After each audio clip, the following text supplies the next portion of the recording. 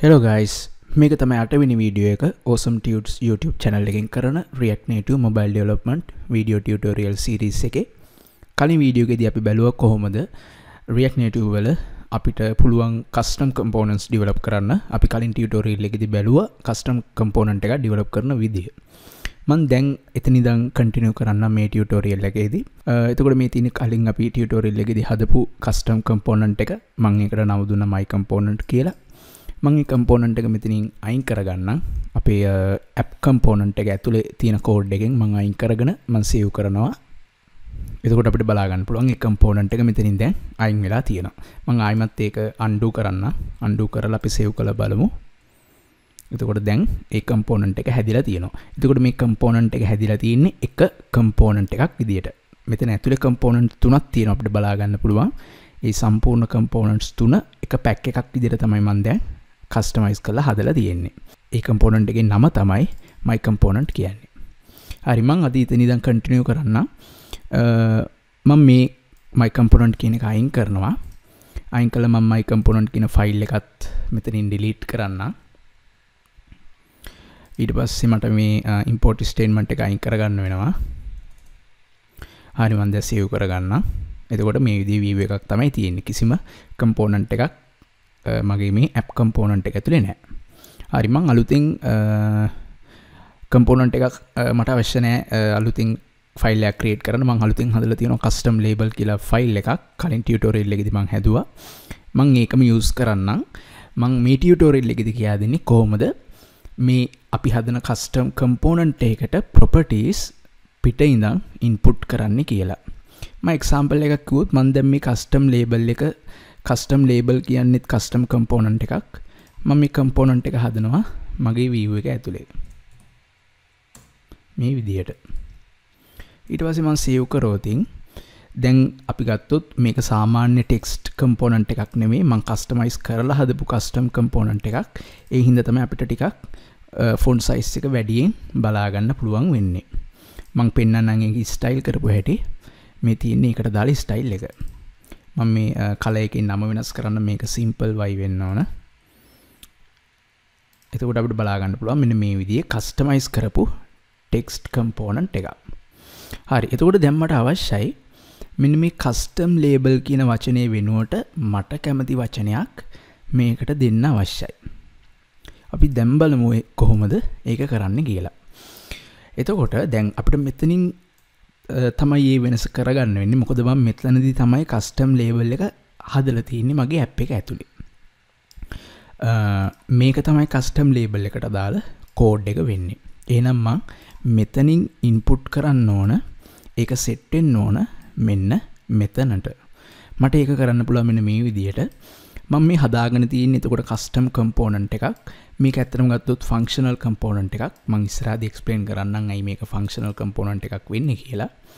අපිට අවශ්‍ය නම් component එකකට පිටින් values import කරන්න අපිට use කරන්න පුළුවන් properties කියන feature එක. අපි කියනවා props කියලා.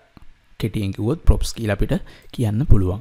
මට පුළුවන් prop එකක් define කරන්න මෙන්න මේ bracket එක ඇතුලේ. මම මේ විදිහට කියන්නම් props:any. මේ :any කියන part එක ඇත්තටම දාන්න ඕන මම TypeScript use කරන හින්දා. ඔයාලා JavaScript use කරනවා නම් මේ :any කියන එක අවශ්‍ය වෙන්නේ නැහැ. හැබැයි TypeScript use කරනවා නම් අපිට මෙතන error එකක් පෙන්නනවා. මෙතනදී කියනවා parameter props implicitly has an any type. අපිට එනම් මේක define කරන්න වෙනවා any component එකක් විදියට. මම මේ data type එක ගැන ඉදිරියේදී කියන්නම්. දැනට idea එකක් ගන්න.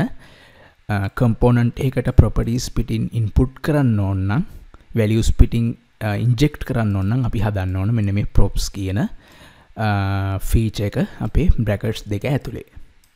ඊට පස්සේ මට පුළුවන් මෙන්න මෙහෙම දෙයක් කරන්න. මම මෙතනට ගිහිල්ලා පළවෙනි app component එකට ගිහිල්ලා මම කියනවා මම custom label කියන component එක දැන් කලින් හදලා තියෙන single component එකක් විදියට single tag එකක් විදියට මම දැන් මේකට දානවා starting tag එකක් සහ ending tag එකක්. හරියට text component එකක් හදන විදියට මම දැන් මේක හදලා තියෙන්නේ. ඊට පස්සේ මම මැද්දින් ඉන content එක මම ලියනවා මෙන්න මේ විදිහට. මම ලියනවා welcome කියලා. මෙන්න මේ විදිහේ text එකක් මම ඉන content එක විදිහට ලියලා තියෙනවා. දැන් මට අවශ්‍යයි මෙන්න මේ text එක welcome විදිහට වෙනස් වෙන්න.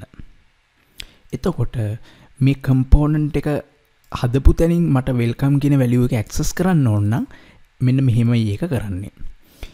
මේක ගත්තොත් එතකොට මේ component එකට අදාළ code එකේදී මෙන්න මේ props කියන variable එක හරහා තමයි මට මේ welcome කියන එක access කරන්න වෙන්නේ. එතකොට ගත්තොත් මට පුළුවන් එක මෙන්න මේ විදිහට access කරන්න. මම මෙන්න මේ custom label කියන එක වෙනුවට දැන් ලියනවා මෙන්න මේ විදිහේ දෙයක්. මම මුලින්ම open කරනවා curly bracket එකක්. curly bracket එක තුල මම ලියනවා props.children. මම දැන් මේක save කරන්න. ඊට පස්සේ මම මේ file එකත් save කරනවා. දැන් අපිට බලා ගන්න පුළුවන් welcome කියලා display වෙනවා අපේ custom component එක ඇතුලේ. මම මේක දැන් වෙනස් කරුවොත් අපි හිතමු මම hello කියලා මේක ලියුවොත් ලියලා මම save කරොත් දැන් අපිට බලා ගන්න පුළුවන් hello කියන value එක. මම මේක custom component එකක් කියලා ඔයාලට වෙනස් විදියට පේන්න ඕන හින්දා මම හදන්නම් normal component එකක් normal text component එකක්. ඒකෙත් මම hello කියලා ලියන්න. එතකොට මේ ලියලා තියෙන hello කියන value එකත් මේ තියෙන hello value එකත් අතර ලොකු වෙනසක් තියෙනවා. පාට වෙනස්, font size පවා වෙනස්. එතකොට අපි ගත්තොත් මම මේ custom component එකේ ඉන content එක විදිහට pass කරලා තියෙන value එක මට access කරන්න පුළුවන් මෙන්න මේ children කියන name එක හරහා. එතකොට children කියන name එකෙන් මේ component එකට එන properties වලින් ඒ properties අතර තියෙන children කියන name එකෙන් තමයි මෙන්න මේ tag දෙක අතර තියෙන inner content එක access කරන්නේ. එතකොට දැන් ගත්තොත් inner content එක වෙන්නේ සාමාන්‍ය string value එකක්. මම මේ value එක set කරලා තියෙනවා. මම මෙතන ඇතුලේ හදලා තියෙන text component එකේ inner content එක විදියට. එතකොට මම දැන් මෙතන curly bracket දෙකක් ඇතුලේ තමයි මේක ලියලා තියෙන්නේ. ඒකට හේතුව තමයි දැන් මේ තියෙන ඇත්තනම ගත්තොත් HTML type එකේ code එකක්. මේ view tag static view tag එකක් තියෙනවා. ending view tag එකක් තියෙනවා. එතකොට මේ HTML code එක ඇතුලේ මට JavaScript ලියන්න ඕන නම් එහෙම නැත්නම් මට TypeScript ලියන්න ඕන නම් ඒකට මට අනිවාර්යෙන් use කරන්න වෙනවා curly bracket එකක්. මම curly bracket එකක් නැතුව මෙහෙම නිකන් ලිව්වොත් ඒකෙන් අදහස් කරන්නේ වෙන මෙහෙම දෙයක්. මම දැන් මේක save කරොත් එතකොට අදහස් කරන්නේ මේක plain text එකක් විදිහට තමයි access කරන්නේ. එතකොට ඇත්තටම මෙතනින් indicate වෙන්නේ නැහැ මේ props කියන variable එක. එහෙනම් මේ props කියන variable එකයිද JavaScript වලට එහෙම නැත්නම් TypeScript වලට මට ඒක ලියන්න ඕන වෙලා තියෙන්නේ HTML content එකක් ඇතුලේ. එහෙනම් මට use කරන්න වෙනවා මෙන්න මේ විදිහට curly bracket දෙකක්. දැන් අපි බලුවොත් මෙන්න මේ විදිහට අපි pass කරන inner content එකට pass කරන value එක අපිට මේ විදිහට props හරහා access කරන්න පුළුවන්. හරි. අපි ඊළඟ වීඩියෝ එකෙන් බලමු කොහොමද තවත් මේ විදිහට props හරහා values access කරන්නේ කියලා.